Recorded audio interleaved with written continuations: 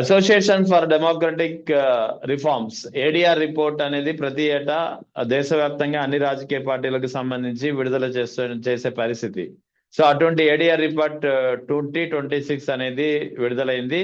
ముఖ్యంగా ఆంధ్రప్రదేశ్ లో ఉన్నటువంటి రాజకీయ పార్టీల్లో నేర చరిత్ర కలిగినటువంటి ఎమ్మెల్యేలు లేదా మంత్రులు ఎవరెవరు ఉన్నారు, ఏ పార్టీలో ఎంతమంది ఉన్నారు అనేది చాలా క్లియర్ గా ఒక డేటా విడుదలైంది. సో ఈ డేటా విడుదల అంశంపై మాట్లాడేందుకు మనతో జాయిన్ అవుతున్నారు వైఎస్ఆర్ కాంగ్రెస్ పార్టీ రాష్ట్ర అధికార ప్రతినిధి పుణ్యశైలి గారు. నమస్తే మేడం. నమస్తే సార్. మేడం, ఏడిఆర్ రిపోర్ట్ 2026 విడుదలైంది, చూసే ఉంటారు కదా. ఈ రిపోర్ట్ పై మీ విశ్లేషణ ఎలా ఉంది? ఎందుకంటే ఇందులో తెలుగుదేశం పార్టీకి సంబంధించినటువంటి నేతలు ఎంతమంది criminal cases, severe criminal cases ఎదుర్కొంటున్నారు, అదేవిధంగా జనసేన, బీజేపీ, ఆఖరికి వైఎస్ఆర్ కాంగ్రెస్ పార్టీ కూడా ఎలా చూడాలి ఈ అంశాన్ని? మనం అంటే నిజం అనేది నివురు కప్పిన నిప్పు లాంటిది సార్. ఆ నివురు కప్పి ఉంది కదా అని చెప్పని మనం ఎచ్చులు పోతే ఆ నివురు పక్కకు తొలగిపోయినప్పుడు అక్కడ నిప్పు ఉందా లేదా అనేది మాత్రం చాలా ఖచ్చితంగా తెలుస్తుంది. సో నిజం కూడా అంతే సార్. నిజాన్ని దాచిపెట్టేసి అబద్ధం అనే నివురు కప్పేసి కలరింగ్ ఇద్దామని చూస్తే ఖచ్చితంగా నిజం బయటపడే రోజు వస్తుంది. ఆ బయటపడే రోజుని తేటతెల్లం చేస్తుంది వాట్ ఈస్ దే ఆర్ అనేది. సో ఈ అసోసియేటివ్ డెమోక్రటిక్ రిఫార్మ్స్ అనేటటువంటి సంస్థ రిలీజ్ చేసిన దాన్ని బట్టే మనం ఎవరిని గొడ్డలి పార్టీ అని డిసైడ్ చేయాలి, ఎవరిది క్రిమినల్ మెంటాలిటీ అని డిసైడ్ చేయాలి, ఎవరు ఈ రాష్ట్రానికి సహేతుకంగా లేరు అని డిసైడ్ చేయాలో ఆంధ్ర రాష్ట్ర ప్రజలకి ప్లస్ ఈ సంస్థలకి కూడా తెలిసిపోయిందనేటటువంటి విషయంగా మనం భావించాల్సినటువంటి పరిస్థితి సార్. నిజంగా జగన్మోహన్ రెడ్డి గారిది గొడ్డలి పార్టీ అయితే గనక అసలు రాజశేఖర్ రెడ్డి గారి మరణానంతరం ప్రజల కోసం ఉండాలి, మా నాన్న ఇచ్చినటువంటి ఆ భరోసాని నేను ప్రజలకు అందించాలి అని ఆలోచన చెయ్యడు సార్. ఖచ్చితంగా మా నాన్నని చంపినటువంటి వాళ్ళని ఎట్లా ఏ రకంగా టార్గెట్ చేయాలా అని చూసేవాడు. లేదు, అప్పుడు ఓపిక్గా ఉన్న 19 to 24 ఆయన అధికారంలోకి వచ్చిన తర్వాత అయినా ఏదో ఒకటి చేయడానికి ఆలోచన చేసేవాడు. కానీ ఆయన అలాంటి ఆలోచనలేవి చెయ్యలేకపోబట్టే పవన్ కళ్యాణ్ గారు విపరీతంగా మొరగడం జరిగింది, వంగలపూడి అనిత మొరగడం జరిగింది.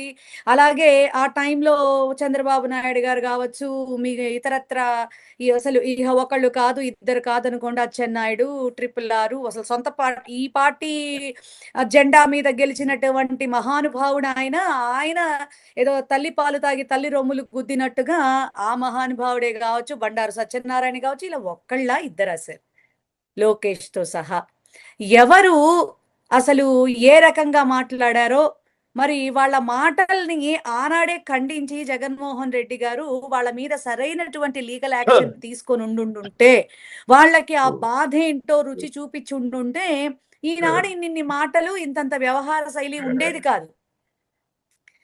ఎవరు కక్షపూరిత ఇప్పుడు ఆయన ఎక్కడో 2018లో స్కిల్ డెవలప్మెంట్ లో ఆయన టైంలోనే అది కేసు నమోదైతే ముఖ్యమంత్రిగా ఉండంగా దాన్ని కప్పెట్టుకున్నాడు. అది కాస్త జగన్మోహన్ రెడ్డి గారు వచ్చిన టైంలో అది 23 ఎండింగ్ వచ్చేటప్పటికి బయటపడటం చంద్రబాబు నాయుడు దురదృష్టం తప్ప అందులో అసలు క్లియర్ గా కూడా చెప్పారు, ఇందులో జగన్మోహన్ రెడ్డి గారి ప్రమేయం ఏమీ లేదు, ఇది ఆయనదే, ఆయన మెడకి చుట్టుకుంది అని కూడా. అయినా కూడా జగన్మోహన్ రెడ్డి గారే పెద్ద ఆయన్ని పెట్టించాడు, పెద్ద ఆయన్ని జైల్లో పెట్టించాడు. అసలు ఎవడు చేసుకున్న పాపం వాడి వెంట అలా పడుతూ వస్తూ ఉంటే జగన్మోహన్ రెడ్డి గారికి ఏం సంబంధం సార్?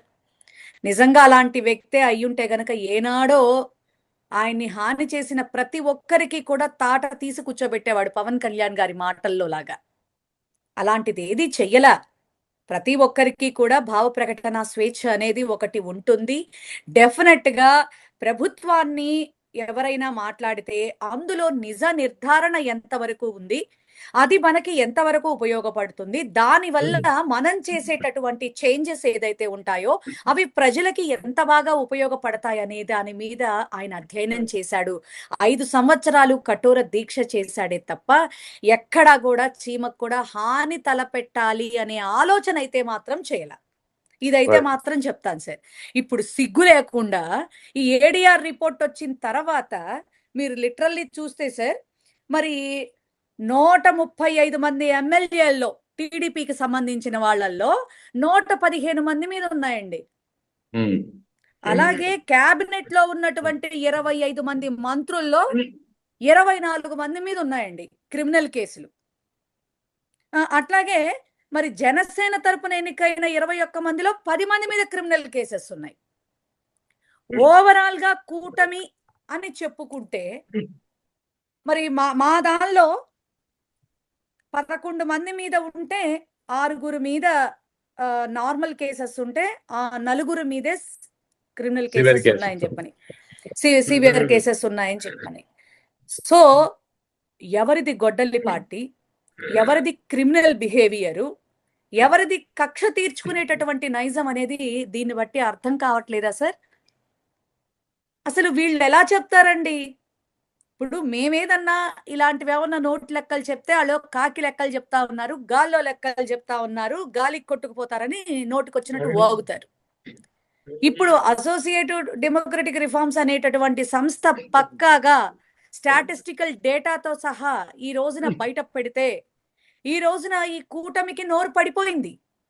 దీన్ని కవర్ చేసుకునేటటువంటి కార్యక్రమంలో మళ్ళీ చంద్రబాబు నాయుడు గారే గాని ఇతరత్ర వాళ్లే గాని ఏ రకంగా మాట్లాడుతా ఉన్నారో, స్టేజెస్ మీద ఏ రకంగా జగన్మోహన్ రెడ్డి గారిని ఆడిపోసుకుంటున్నారో మనకి తెలుస్తానే ఉంది.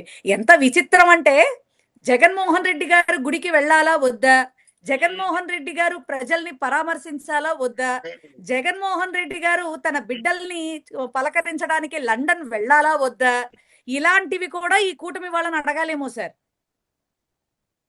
వాటికి కూడా సలహాలు ఇస్తా ఉంటాడు చంద్రబాబు నాయుడు గారు. ఇది సార్ ఈనాటి దౌర్భాగ్య పరిస్థితి. అసలు క్రిమినల్ యాక్టివిటీ అనేది అసలు ఈ మంత్రులు వీళ్ళ దాకా పక్కన పెట్టండి సార్. గత 15 రోజులుగా తీసుకోండి, అసలు ఉమెన్ కమిషన్ కానీ పోలీసు వ్యవస్థ కానీ ఎంత దారుణంగా తయారైనాయి సార్. మీకు చెప్పడం మర్చిపోయాను సార్, నిన్న మేము ఉమెన్ కమిషన్ కి వెళ్ళి రిప్రజెంటేషన్ ఇవ్వడానికి కూడా వెళ్ళటం జరిగితే బిఫోర్ డేనే మేము వస్తున్నామని ఇంటిమేట్ చేస్తే ఉమెన్ కమిషన్ లేరు అక్కడ. ఓకే, అసలు ప్రజాకంటకమైనటువంటి సిచ్యువేషన్స్ వస్తున్నప్పుడు ఒక ప్రతిపక్ష గొంతుకగా వైఎస్ఆర్ కాంగ్రెస్ పార్టీ అధినేత జగన్మోహన్ రెడ్డి గారి ఆధ్వర్యంలో తీసుకుంటున్నటువంటి కొన్ని నిర్ణయాల మేరకు మేము పోలీసు వారిని అప్రోచ్ అయినా డీజీపీ ఉండరు, పోలీస్ స్టేషన్లలో చూస్తేనేమో సిఐలు ఉండరు, ఉమెన్ కమిషన్ దగ్గరికి వెళ్తే ఈవిడ ఉండట్లా. ఇది ఎంత మటుకు సార్ ఎవరిది సరైనటువంటి పాలన? ఇక మన హోమ్ మినిస్టర్ గారిని చూస్తేనేమో ఆమె శాఖ తప్ప అన్ని శాఖల్లోనూ వేలు పెట్టి అత్యద్భుతమైనటువంటి ప్రసంగాలు ఇస్తా ఉంటుంది ఆమె. మొన్న కంప్లీషన్ ఆఫ్ వర్క్ అంటూ 2 ఏళ్లు పెడితే ప్రెస్ రిపోర్టర్స్ ఆ సోహెల్ అనేటటువంటి వ్యక్తి గురించి మాట్లాడితే మన నోట్లో నుంచి మాట రాదు. సాయి కృష్ణ లాకప్ డెత్ గురించి అంటే నోట్లోంచి మాట రాదు. జ్ఞానేశ్వరి ఇన్సిడెంట్ గురించి అడిగితే నోట్లోంచి మాట రాదు. ఎంపీ డ్రగ్స్ విషయం తీసుకుంటే స్టేషన్ బెయిల్ ఎందుకు ఇచ్చారండి అడిగితే నోట్లోంచి మాట రాదు. దెందులూరు ఎమ్మెల్యే ఇన్సిడెంట్, మీ ఎమ్మెల్యే అంత దారుణంగా ప్రవర్తిస్తే ఏం చేస్తున్నారండి అంటే చట్టం తన పని తాను చేసుకుపోతుందని చెబుతా ఉంది. అసలు ఎంత దారుణంగా ఈ 2 ఏళ్లలో పోలీసు వ్యవస్థ కానీ పోలీస్ యాక్టివిటీస్ కానీ ఇంత దారుణంగా తయారవడం అనేది కూడా అంతకు మించి సార్. మరి ఇదే 10 ఏళ్ల క్రితం 2017లోట మళ్ళీ నిన్న బయటకు వచ్చింది. అది పూర్వాపరాలన్నీ కూడా బాగా తెలియాల్సినటువంటి విషయం ఉంది, కానీ మీడియా మాధ్యమాల్లో బాగా వస్తోంది.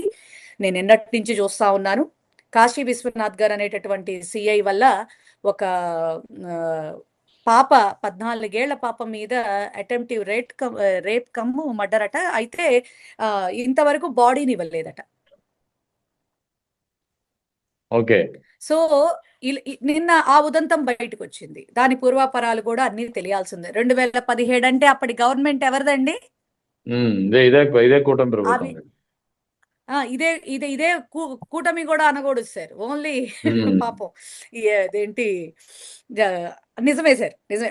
అంటే బీజేపీ ఇదే కదా సార్. అప్పుడు పవన్ కళ్యాణ్ పోటీ చేయలేదు, పవన్ కళ్యాణ్ పోటీ చేయలేదు కానీ మద్దతు ఇచ్చాడు కదా ఆయన. మద్దతు ఇచ్చాడు. సో ఇదే వ్యక్తులు అప్పుడు కూడా ఉన్నారు. అంటే అసలు పోలీసు వ్యవస్థని వీళ్ళు ఏం చేయదలుచుకున్నారు సార్? అందుకు కాదు 36వ ర్యాంకుకు పడిపోయింది దేశం మొత్తం మీద. అసలు దిశ యాప్ ఏమైంది సార్? అసలు ఆ యాప్ వల్ల, ఆ చట్టం వల్ల, ఆ మహిళా పోలీసింగ్ వల్ల జగన్మోహన్ రెడ్డి గారు రాష్ట్రంలో ఎంతమంది ఆడపిల్లలకి అండగా దండగా నిలిచాడు సార్. అసలు ఆ యాప్ ఎంత అద్భుతంగా పనిచేస్తోందో కూడా లైవ్ లో చూపించినటువంటి సందర్భాలు కదా సార్. ఈ రోజున అసలు మీరు విచిత్రంగా మీరు ఆలోచించినట్లయితే కనుక అసలు సేమ్ ఫిగర్స్ వంగలపూడి అనిత గారు చెప్పేస్తా ఉంటుంది. అంటే జగన్మోహన్ రెడ్డి గారు పని అంతా చేస్తే ఈమె దాని మీద శ్రీశక్తి యాప్ అని ఒకటి అంటే కాస్త పేరు మాత్రం మార్పు చేసుకొని బిల్డప్ ఇచ్చుకుంటా ఉంది, కానీ దాన్ని అసలు పనితీరు అయితే మాత్రం నిండు సున్నా. నిజంగా స్త్రీశక్తి యాప్ నిజంగా వాళ్ళ సొంతదే అయ్యుంటే గనక ఈ పాటికి దాన్ని ఎంతో బాగా ప్రమోట్ చేసేవాళ్ళు సార్. వాళ్ళు ఏం అదే ఇప్పుడు తల్లి ఒడిని గాలికి వదిలేసిన, స్త్రీశక్తిని గాలికి వదిలేసిన, రైతు అన్నదాత సుఖీభవని గాలికి వదిలేసిన అన్ని పేరు మార్పిడి కార్యక్రమాలే తప్ప ఒక్కటి కూడా వాళ్ళ సొంతది కదా. ఆయన ఆయన ఇదిలో నుంచి వచ్చినటువంటి గ్యాస్ పథకం అనేది కూడా పాపం అది దీపం పథకం సార్, సెంట్రల్ గవర్నమెంట్ స్కీమ్ అది. దాన్ని వీళ్ళు ఉచిత గ్యాస్ అంటూ దాన్ని కూడా పేరు మార్పిడే. ఒక్కటి కూడా వీళ్ళ దగ్గర ఏది ఉండదు సార్ వీళ్ళ దగ్గర. అది కూడా ఒక్క బండి ఇచ్చారు 6 బండలకి. ఇలా ఒకటి కాదు రెండు కాదు, ఈ పేరు మార్పిడి కార్యక్రమాల్లో ఉన్నటువంటి శ్రద్ధ ప్రజల్ని కాపాడేటటువంటి విషయంలో మాత్రం లేదు సార్. అదే ఇక్కడ ఇదే ఏడిఆర్ రిపోర్ట్ లో అంటే ఈ కేసుల్ని 2 రకాలుగా ఏడిఆర్ రిపోర్ట్ లో డివైడ్ చేసి చూపించడం జరిగింది. ఒకటి క్రిమినల్ కేసెస్, రెండవది severe criminal cases. Maybe severe criminal cases అంటే మోర్ దెన్ 7 years ఇంప్రిజన్మెంట్ పడే కేసులు అయి ఉంటాయి. అదే సమయంలో ఇంకొద్దిగా కేటగిరైజేషన్ ఉంది రిపోర్ట్ లో. Winnowing candidates with cases related to crime against women, మహిళలపై జరిగినటువంటి నేరాలకు సంబంధించినటువంటి కేసులు ఎదుర్కొంటున్న వాళ్ళు కూడా గెలిచిన ఎమ్మెల్యేలో ఏకంగా 22 మంది ఎమ్మెల్యేలు ఉన్నారు. ఉమెన్ అగైన్స్ట్ క్రైమ్ అయితే 22 మంది ఉన్నారు. ఆ తర్వాత అటెంప్ట్ మర్డర్ కేసు సంబంధించినటువంటి కేసులు ఎదుర్కొంటున్న వాళ్ళు 32 మంది. మర్డర్ కేసు ఎదుర్కొంటున్న వాళ్ళు నేరుగా మర్డర్ కేసు 302 IPC ఎదుర్కొంటున్న వాళ్ళు అయితే 3 ఉన్నారు. అబ్బా,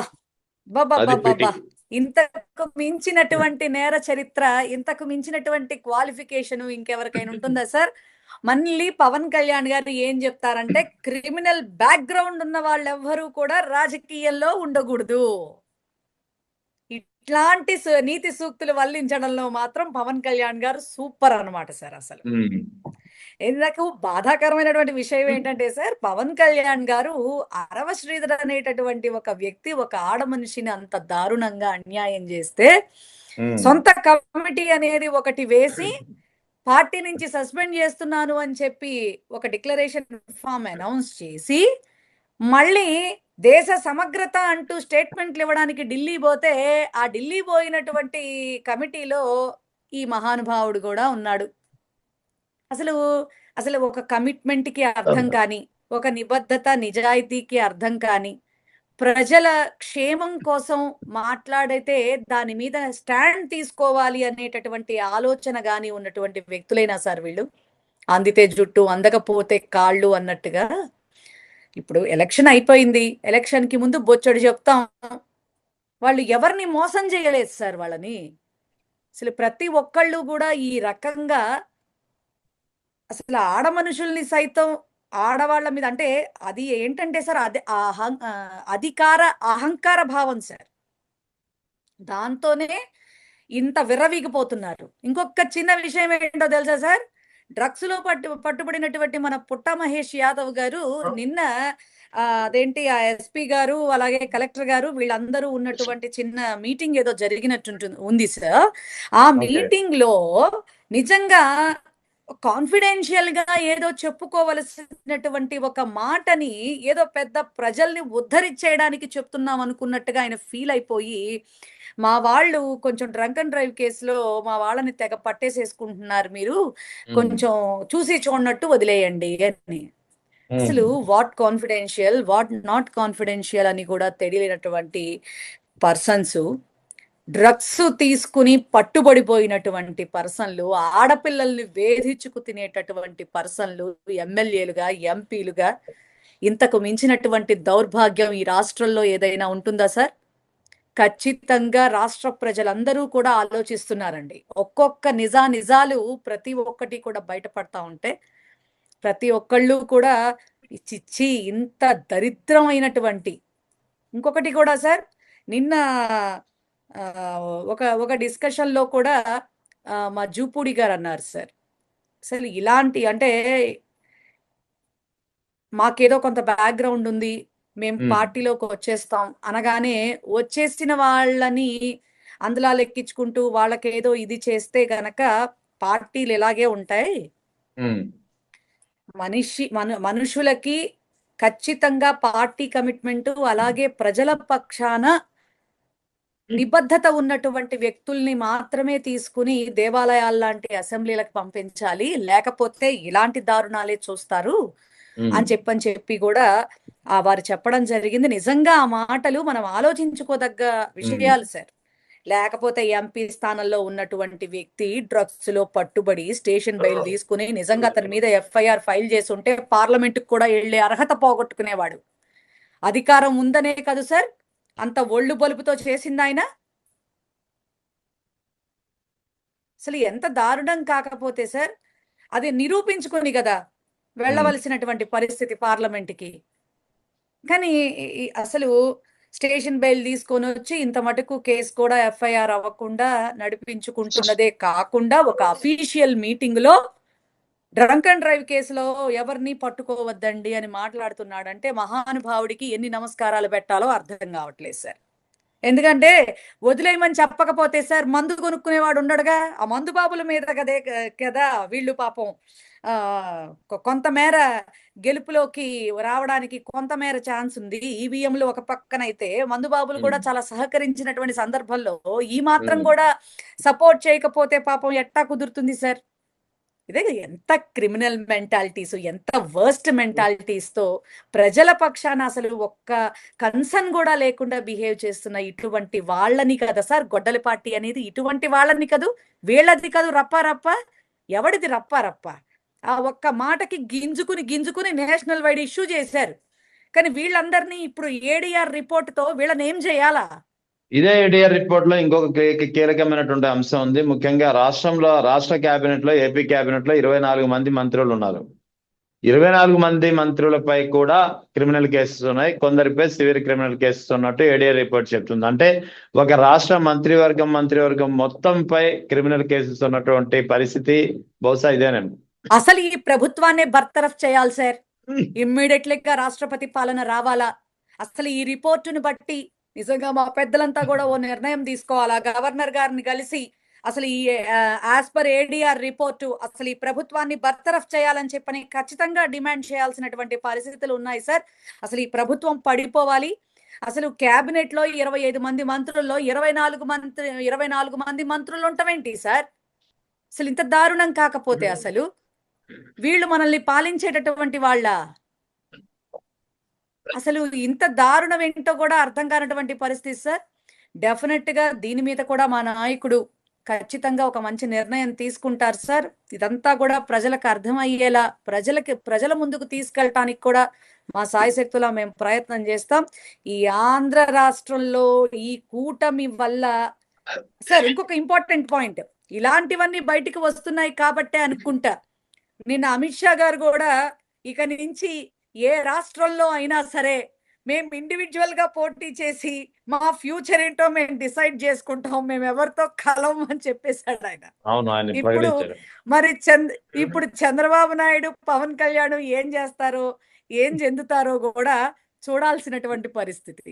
సో ఇక మొన్న జరిగినటువంటి ఏపీ కేబినెట్ మీటింగ్ లో కూడా ఒక సాధారణంగా కేబినెట్ మీటింగ్ అంటే రాష్ట్రానికి సంబంధించినటువంటి పాలసీలు, విధి విధానాలు, అభివృద్ధి, సంక్షేమ పథకాలపై చర్చ జరుగుతుంది. దానికి సంబంధించినటువంటి ఏదైనా జీవోలు ఉంటే లేదా ఏదైనా తీర్మానాలు ఉంటే ఆ తీర్మానాలపై చర్చ జరుగుతుంది, ఆ తీర్మానాలు ఆమోదించే పని జరుగుతుంది. ఇది కేబినెట్ లో జరిగే ప్రాసెస్.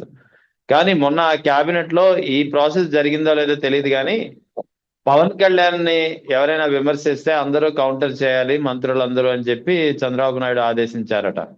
అంటే కేబినెట్ లో ఇలాంటి విషయాలు చర్చించడానికి కేబినెట్ జరుగుతుందా అంటే ఏం చెప్తారు? అసలు పద్ధతి పాడు లేకుండా వాళ్ళ కింద క్యాడరే మాట్లాడుతున్నారు అంటే ఇక మంత్రులు కూడా మాట్లాడాలి అని ఆయన ఆదేశాలు ఇస్తున్నాడు. అందులోనూ ప్రతిష్టాత్మకమైనటువంటి క్యాబినెట్ మీటింగ్ లో అసలు మీరన్నట్టుగా చాలా కీలకమైనటువంటి పాలసీలు డిసైడ్ చేసి ప్రజలకి ఉపయోగకరంగా కాస్త 4 ఉపయోగకరమైనటువంటి మాటలు జరుగుతున్నటువంటి డెవలప్‌మెంటు జరపబోయేటటువంటి డెవలప్‌మెంట్ గురించి ప్రజలకు చెప్పాల్సినటువంటి మీటింగ్ సారాంశాన్ని ఈ రకంగా ఆయన వెళ్ళబుచ్చుకోవటం అనేది ఇదంతా కూడా అది ఏంటంటే సెల్ఫ్ ప్రొటెక్షన్‌లా ఉంది sir. Just it's nothing but cabinet sir. It's only protection meeting sir. Self protection meeting only. నాకు అర్థమైంది అది సార్. ఎందుకంటే అసలు ఇంత దారుణంగా మీరు తిరిగి మాట్లాడండి, మీరు తిరిగి ఇది చేయండి, మీ పనుల ద్వారా చూపించాలి కదా. ప్రతిపక్షం అనేది ప్రశ్నిస్తూనే ఉంటుంది.